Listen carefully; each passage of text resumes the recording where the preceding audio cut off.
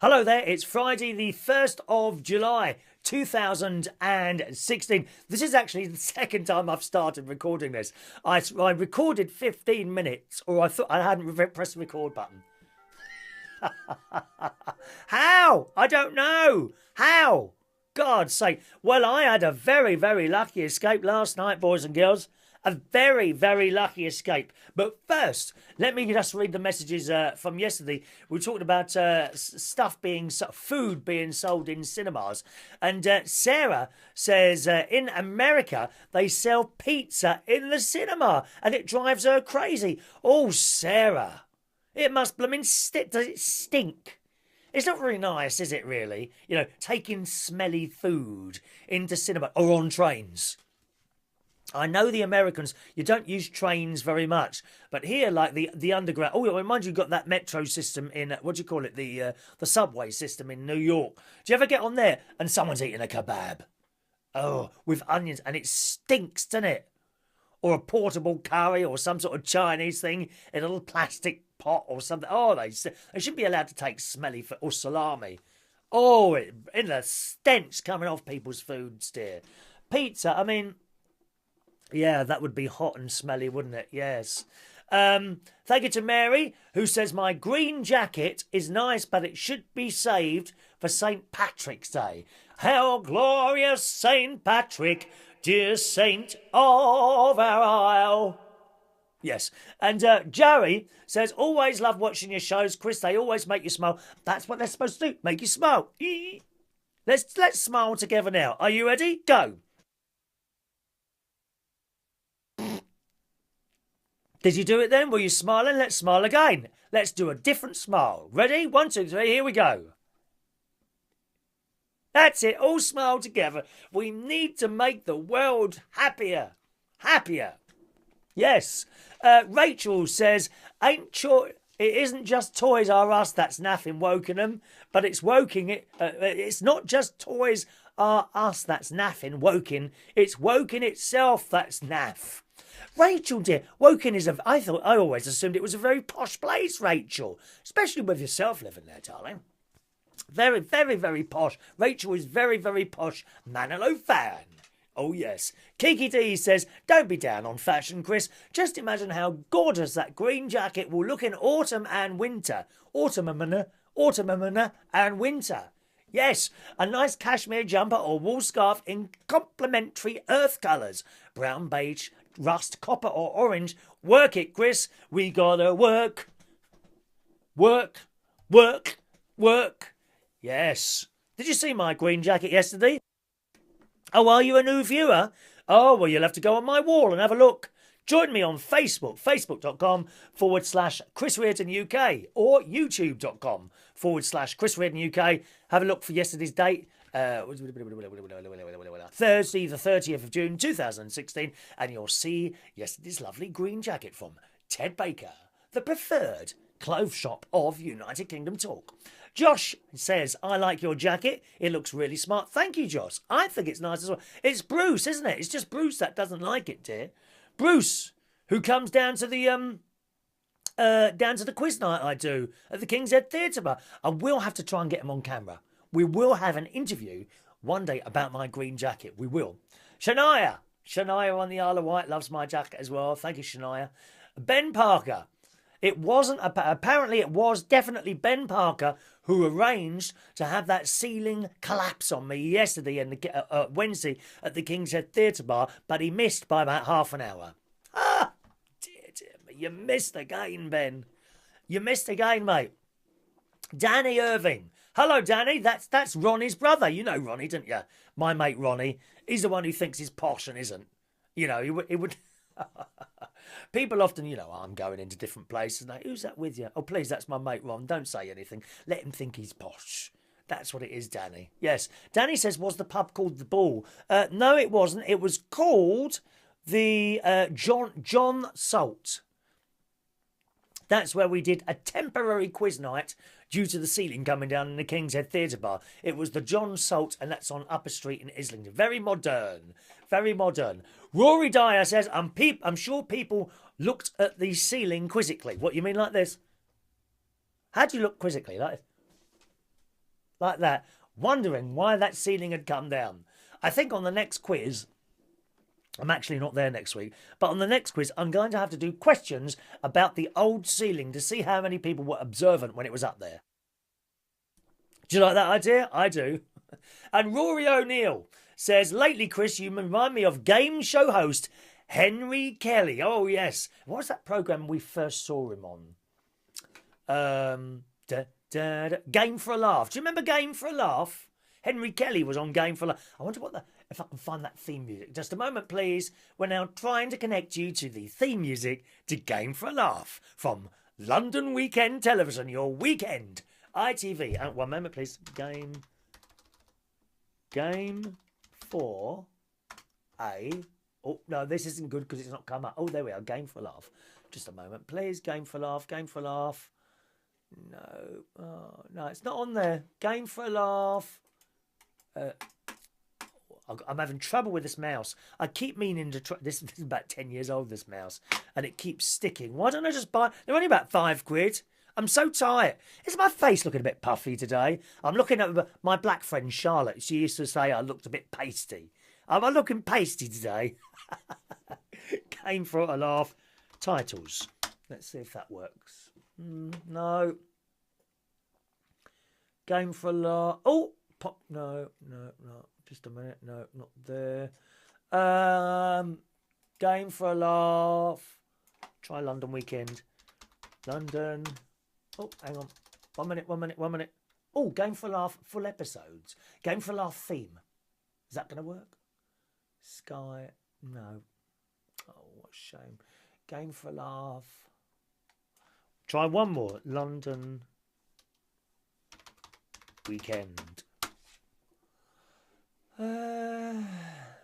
Chris Benham on Game for a Laugh. What's that? I don't know what that is. No, it's not here. Oh, what a shame. Game for a Laugh. I remember it being quite a good theme song as well.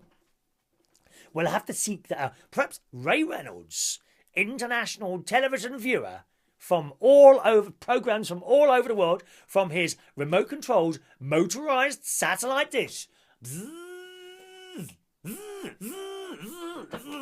Yes, perhaps Ray Reynolds can find us the theme music to London Weekend Television's Game for a Laugh. I think in the 1980s, if I remember rightly. Not sure about that. Anyway, so that's it. Now, where did we get to? How did we get onto Game for a Laugh? Can you remember now? I can't remember now. Oh, yes, we were doing the little messages. Well, we've run out of messages now. So on to the main story of today's multi-award-winning television programme you are viewing at the moment, United Kingdom Talk. So last night, I got to work, boys and girls, and I had a very, very lucky escape. So I got to work. I parked the car. Now, I work in a place called the Two Brewers in Clapham on a Thursday. I just do a little bit of light DJing, and I put a cabaret show on second. That comes on at midnight. Then I do a little bit more DJing, and then I go home.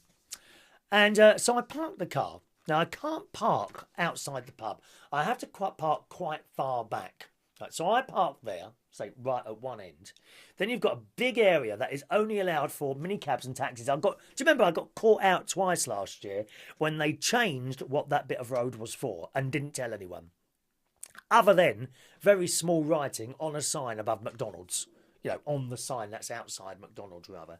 That's all that. Anyway, so I've parked the car, and it was a little bit early, and I thought, oh, Starbucks will still be open, because there is a Starbucks near to where I park. And I thought I'll get a nice large Starbucks cup of tea, because the Starbucks black tea is actually very nice. Doesn't matter where you are in the world, Starbucks...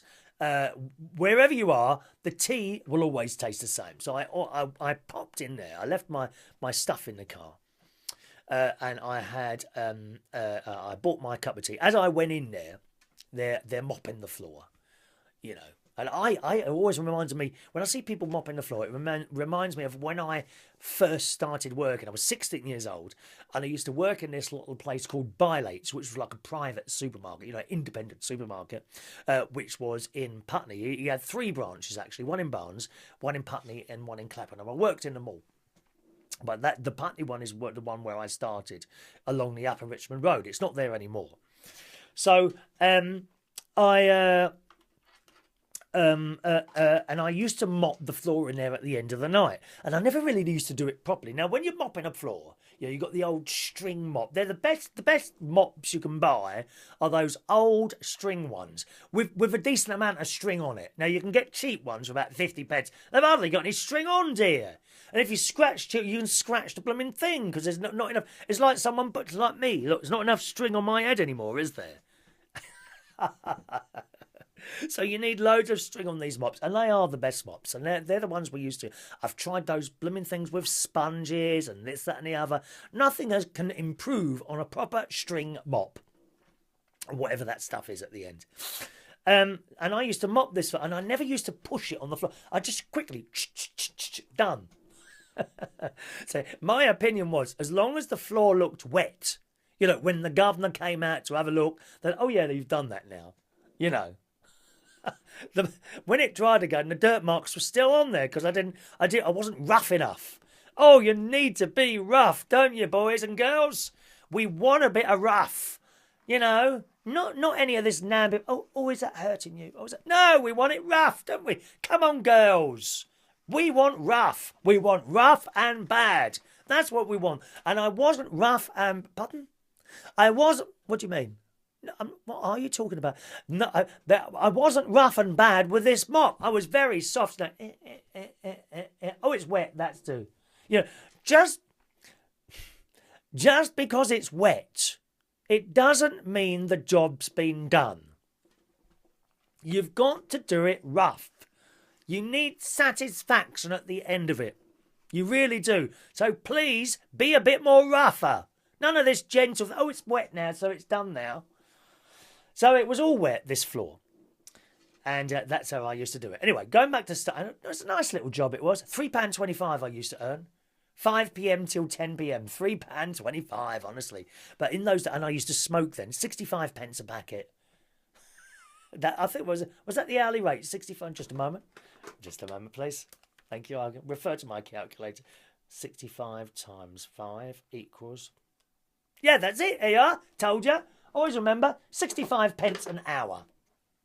And I used to earn £3.25 between 5 p.m. and 10 p.m. I know what you're thinking now. You're thinking, aren't you? You're thinking now how fantastic he is to be able to add up those numbers in his head. Did you notice that? You would have had to get a calculator out there, wouldn't you? Eh? You would. Oh, what do you mean I did? Yeah, but I was just checking it. I was just checking that to see that I didn't get it wrong.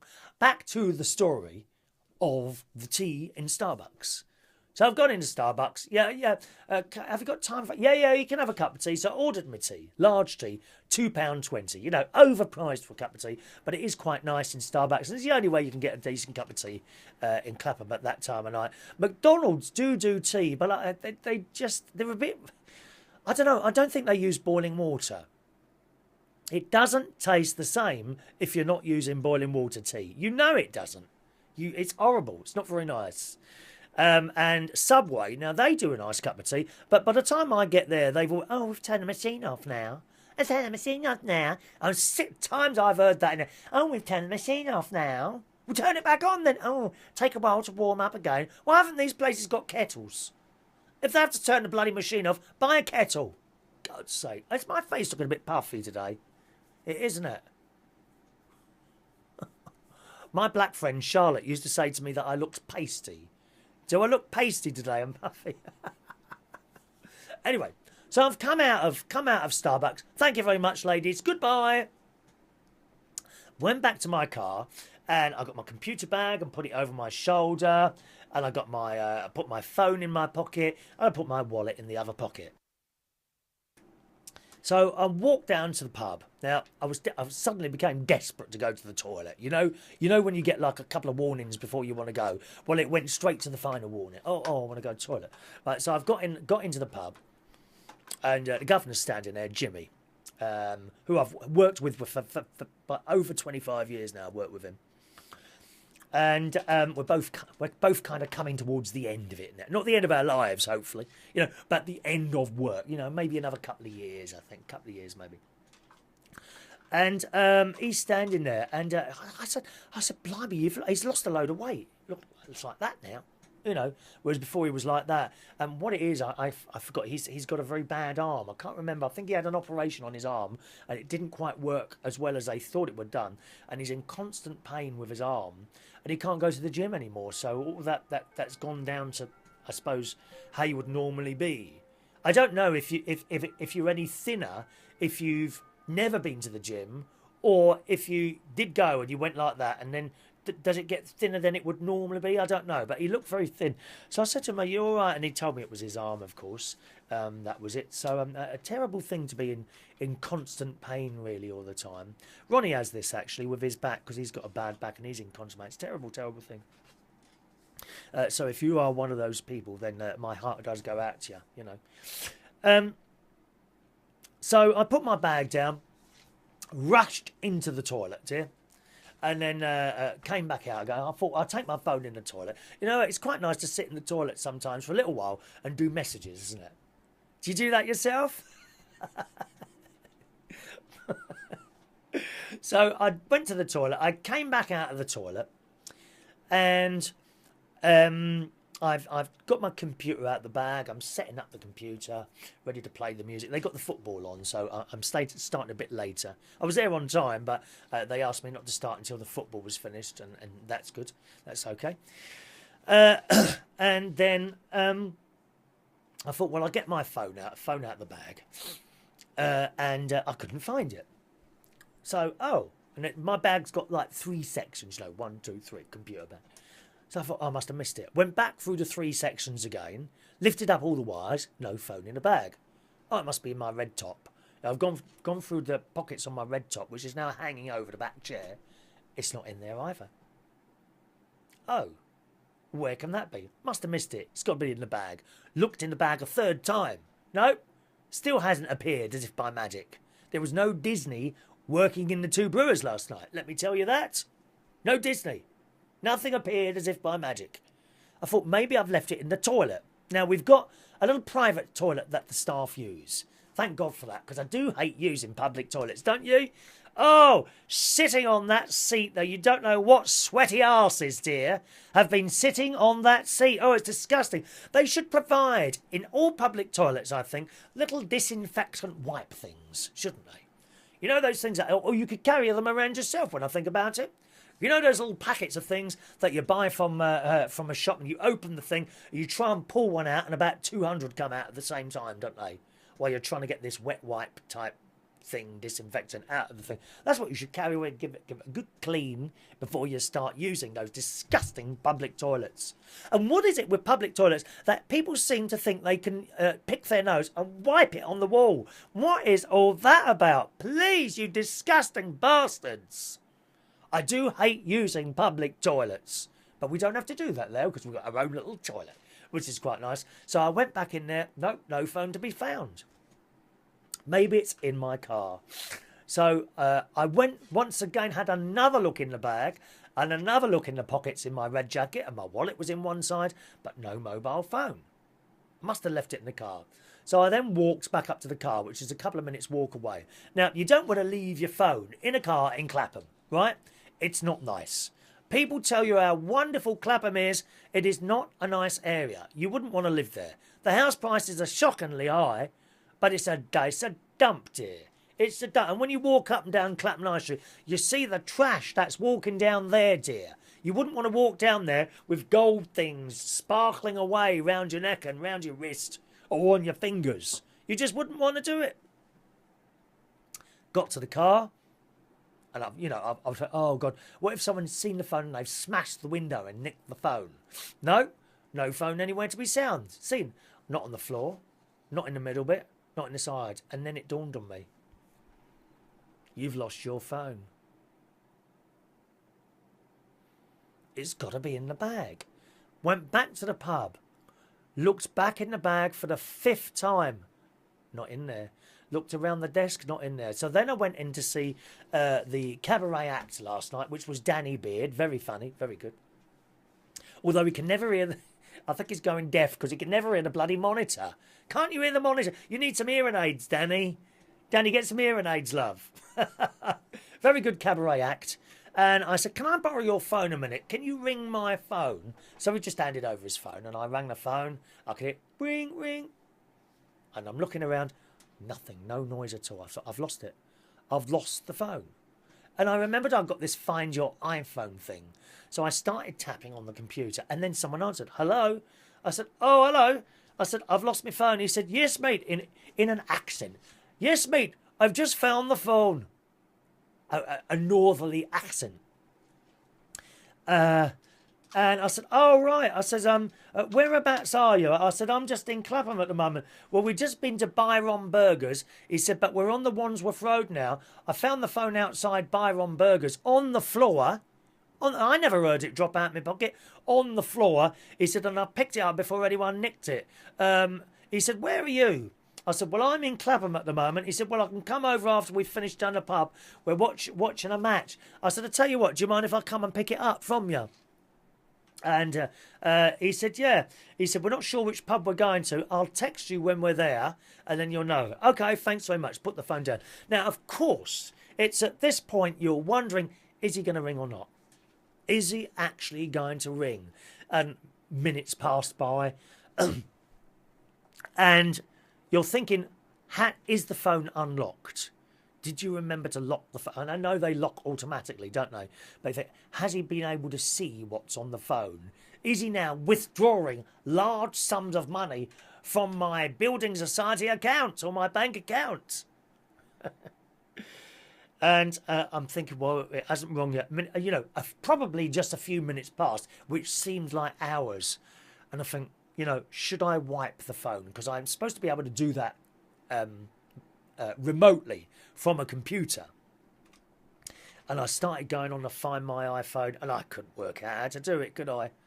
Because I didn't have this, is it the iCloud? Didn't have it installed on my laptop. So I started installing that on there, and still no phone. About 15 minutes passed, and there's still nothing.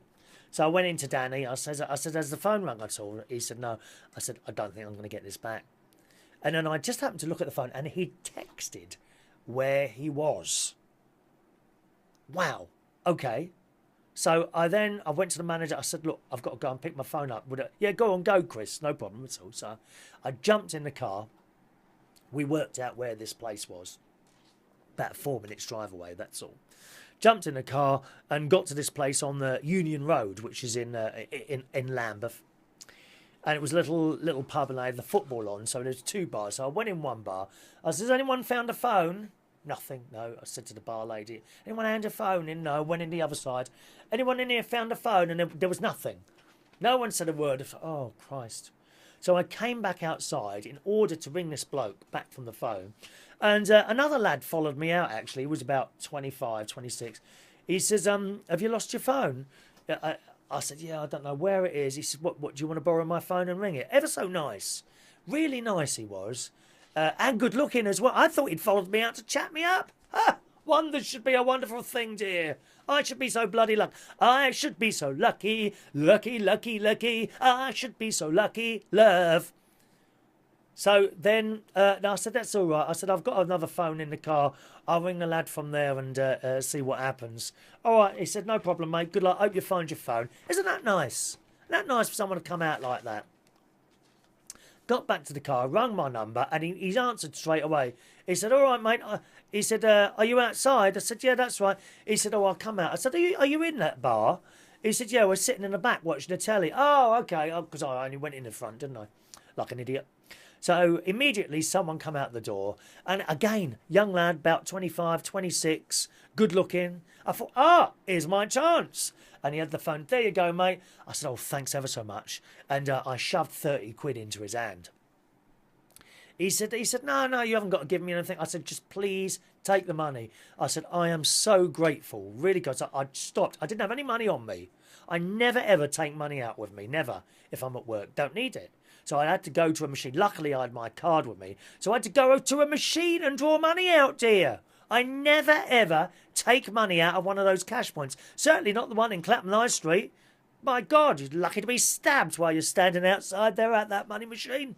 So I got the money out of the machine, got in the car, met this lad. He said, no, honestly, I don't want it. I said, just take the money, please. Take the money. have a little night out on me, 30 quid, that would have done him probably, and his mate for the night, you know, to have some drinks. Now, I said, our entire lives are on our phones now, and it's give you 30 quid or buy a new phone for 500 quid tomorrow. You know, that was my choice, so there you go, please take the money. He said, oh, okay, mate. He said, I'd like to think if I ever dropped my phone, then someone would do the same for me. And, you know, I got in the phone, got back in the car, like that. So that was my very, very lucky escape yesterday. Wow. Someone picked up the phone and looked after it for me. He was from Leeds. So that we've all got to move to Leeds now. You see, people up north aren't that bad after all, are they? Oh, we love everyone on this channel. We have so there's my telephone thing last night. Okay, right. Let's do some birthdays. Birthdays today. Happy birthday to the lovely Jess Francis. Happy birthday, my darling. She's one of my lovely people that I used to work with. Jess used to work at the Golden Light. I'm not sure where you are now, Jess, but happy birthday today, Jess. It doesn't say your age. You're hiding your age, darling. Happy birthday today to Alexandra. I hope to work again with you sometime. Just kiss, kiss. And say hello to James for me, your boyfriend. Hope he's well trained now in the art of cooking and cleaning. Happy birthday today to Alexandra. Happy birthday, Alexandra. Nice little profile picture of you with your glasses. Chris Sutcliffe. Happy birthday to Chris Sutcliffe. Happy birthday today to Kenny Vincent. Happy birthday, sir. And happy birthday today to Michael James Ward. You're the only one with your age on there today. 29 is Michael. Oh, sorry, Alexandra, you got yours on there. 31 as well. But Michael's 29. So happy birthday to you lot. And if you don't know me, what am I doing on your wall? You must have friended me at some point. So happy birthday to you all. Let's sing the song. Are these shows getting longer? 1 minute. Where I can't find. There it is. There it is. Here it is.